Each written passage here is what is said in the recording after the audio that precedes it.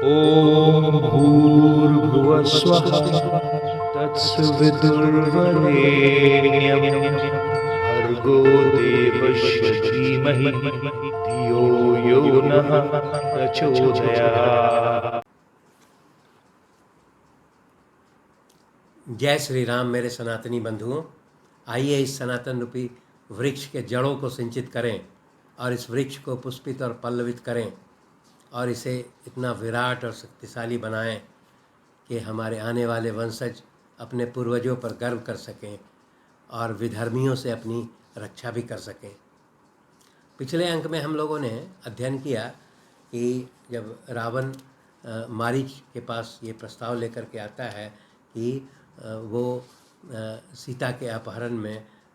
उसकी मदद करें, तो मारीच जो है रावण को समझाता है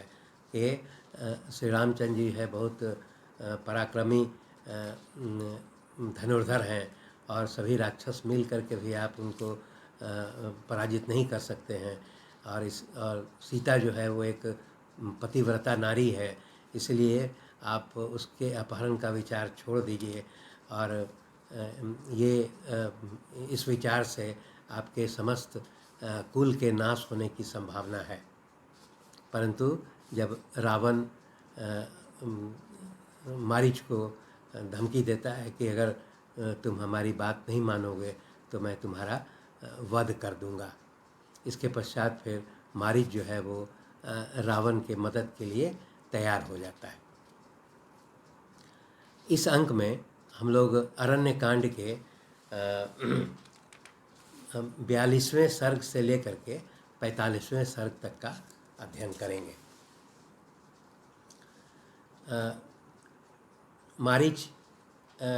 जब निर्णय करता है कि अब रावण का मदद करेंगे, तो रावण बहुत प्रसन्न होता है और उसे अपने सीने से लगा लेता है और कहता है कि तुम बहुत हमारे शुभचिंतक हो। और वो फिर रथ पर सवार होकर के दोनों जो है वो पंचवटी स्थित राम की आश्रम की ओर चल देता है। रावण जो है वो मारीच को ये समझाता है कि तुम्हारा दायित्व तो यही है कि तुम किसी प्रकार जो है वो सीता को अपनी ओर मोहित करो और मोहित करके वो यह भी बताता है कि तुम एक स्वर्ण मई हिरण का रूप धारण करके और सीता को अपनी ओर मोहित करो, जिससे कि जब वो अपने पति राम और देवर लक्ष्मण को जब हमारे पीछे शिकार के लिए भेजेंगे, तो आश्रम में सीता को अकेले पाकर के मैं उसका अपहरण कर लूँगा। इस प्रकार वो रथ पर सवार होकर के पंचवटी आश्रम के पास दोनों पहुँचते हैं। जब आश्रम के पास पहुँचते हैं तो वो रावण जो है मारीच को जो आदेश दिया गया है उसके आलोक में अपना रूप परिवर्तन करने का आदेश देता है और मारीच जो है एक बहुत ही खूबसूरत स्वर्णमयी मृग के रूप में अपना रूप परिवर्तित कर लेता है। उसके सिंग पर विभिन्न मणि वगैरह लगा हुआ है और उसके चेहरे जो है वो कमल के साथ कमल के फूल के रंग के बने हुए हैं और उसके बाद चेहरे पर सफ़ेद और काले रंग के बूटे लगे हुए। इस प्रकार जो मृग का स्वरूप जो बनाया है वो इतना आकर्षित करता है कि वो अद्वितीय हिरण लगने लगता है। जब मारीच अपना मृग के रूप में अपना शरीर को परिवर्तित कर देता है, तब उसके पश्चात वो श्री रामचंद्र जी के आश्रम के आसपास जो है वो घास चरने के बहाने विचरण करने लगता है और उस विचरण करने के क्रम में वो विचरण करने के क्रम में वो इंतज़ार करता है कि कब सीता का आगमन होगा और वो उसे देखेगी। इस प्रकार विचरण करने के पश्चात जो है एक समय आता है कि सीता जो है जब आश्रम से बाहर निकलती है तो वो इस खूबसूरत मृग को देख करके उस पर अत्यंत मोहित हो जाती है और आश्चर्यचकित हो जाती है, क्योंकि इस प्रकार का हिरन सीता ने कभी नहीं देखा था। और उसके पश्चात वो अपने पति राम और लक्ष्मण दोनों को बुलाती है और दिखाती है कि देखिए कितना सुंदर मृग है। जब दोनों भाई जो है वो मृग के पास आते हैं तो उसमें लक्ष्मण को यह आभास हो जाता है कि ये निश्चित तौर पर ये असली मृग नहीं है। वो अपने भाई राम को बोलते हैं कि मैंने बहुत से प्रकार के मृग को यहाँ आते जाते देखा है और ये इस प्रकार का मृग जो है वो देखने से ये ऐसा प्रतीत होता है कि ये असली मृग नहीं है। वो लक्ष्मण जो है अपने भाई राम को यहाँ तक बताते हैं कि ये निश्चित तौर पर मारीच है जो भेष बदल करके यहाँ पर आया हुआ है। वो श्री रामचंद्र जी को यह भी समझाते हैं कि राक्षस लोग जो है वो काफ़ी मायावी होते हैं और विभिन्न प्रकार का रूप बदलने में वो विशेषज्ञ होते हैं। इसीलिए वो श्री रामचंद्र जी को और सीता जी दोनों को समझाता है कि ये असली मृग नहीं है। परंतु सीता जी जो है वो इस मृग के प्रति इतना मोहित हैं कि वो रामचंद्र जी से बहुत अनुनय विनय करती हैं और वो यहाँ तक कहती हैं कि आप इस मृग को आप अगर पकड़ के ले आइएगा तो जब हम लोग अयोध्या वापस लौटेंगे तो यह हम लोगों के अंतपुर की शोभा बढ़ाएगा। फिर वो सीता यहाँ तक कहती हैं कि अगर मान लीजिए ये ज़िंदा नहीं पकड़ा जाता है तो इसको मारने के पश्चात जो इसका मृग चर्म है वो इतना सुंदर है कि वो मेरी इच्छा है कि मैं और आप दोनों इस मृग चर्म पर नीचे ज़मीन पर पृथ्वी पर बिछा करके और हम लोग दोनों इस मृग चर्म पर बैठेंगे। तो इस प्रकार की इच्छा व्यक्त जब करती है तो रामचंद्र जी जो है वो सीता के इच्छा के से प्रभावित हो जाते हैं और लक्ष्मण को ये समझाते हैं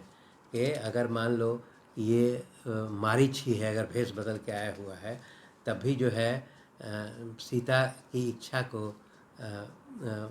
मैं ज़रूर पूर्ण करूँगा और मैं उसको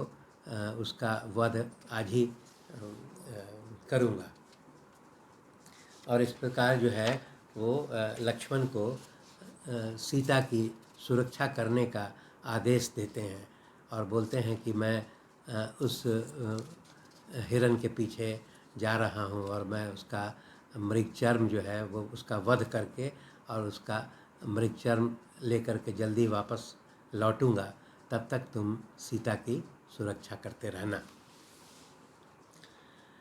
इस प्रकार वो रामचंद्र जी अपने धनुष्वान ले करके और मृग के पीछे जो है वो उसका पीछा करने लगते हैं। मारीच जो है वो मृग स्वरूप धारण करके श्री रामचंद्र जी के आश्रम से काफ़ी दूर जो है वो श्री रामचंद्र जी को ले आता है और जब वो काफ़ी दूर भाग करके चला आता है तब उसके बाद फिर जब रामचंद्र जी जो है अपना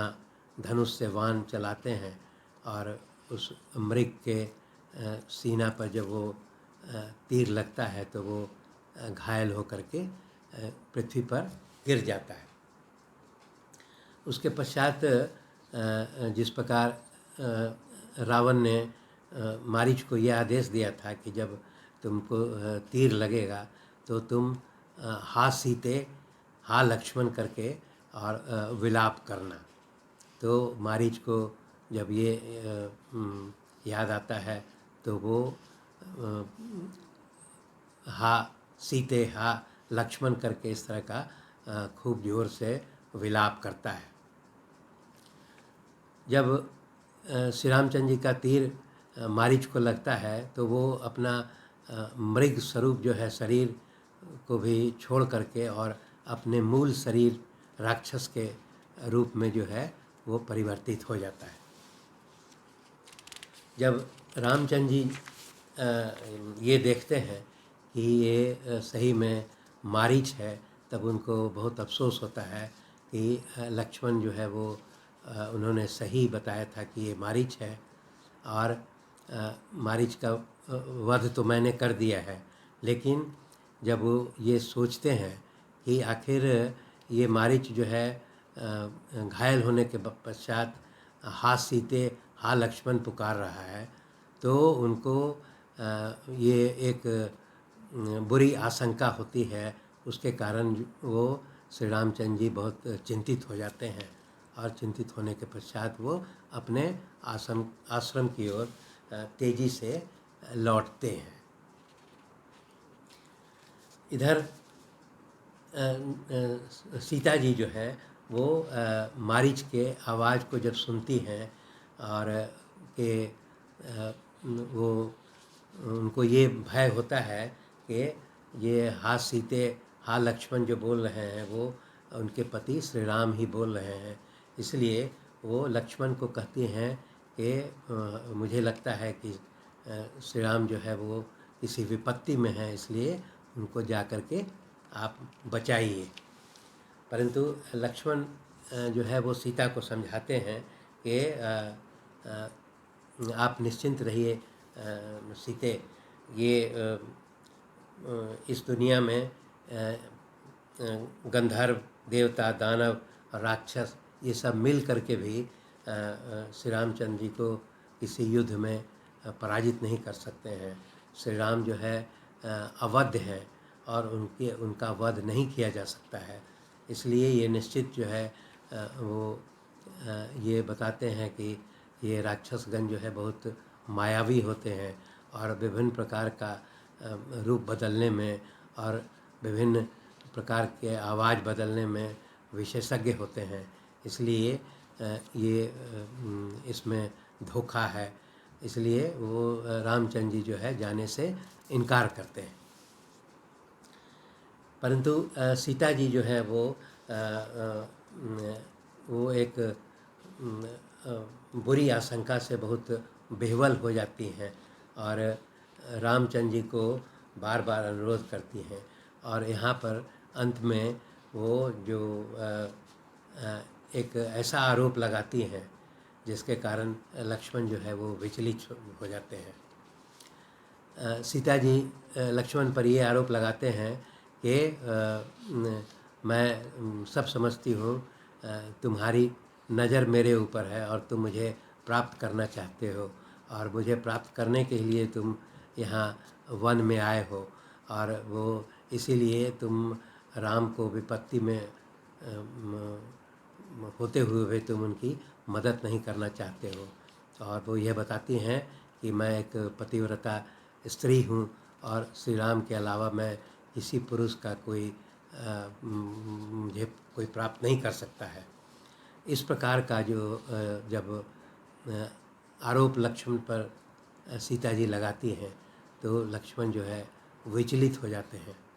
और वो सीता को कहते हैं कि हे देवी सीता, आप मेरे लिए आराध्य हैं, देवी समान हैं और इस प्रकार का आरोप जो है वो आप एक सामान्य नारी के रूप में और मुझ पर लगा करके और मुझे प्रताड़ित कर रही हैं और मैं इस प्रकार का आरोप जो है मेरे लिए सहने लायक नहीं है। और वो फिर वो समझाते हैं, परंतु इस सीता जो है बार बार यही आरोप दोहराती हैं और वो कहती हैं कि बिना राम के मैं अपना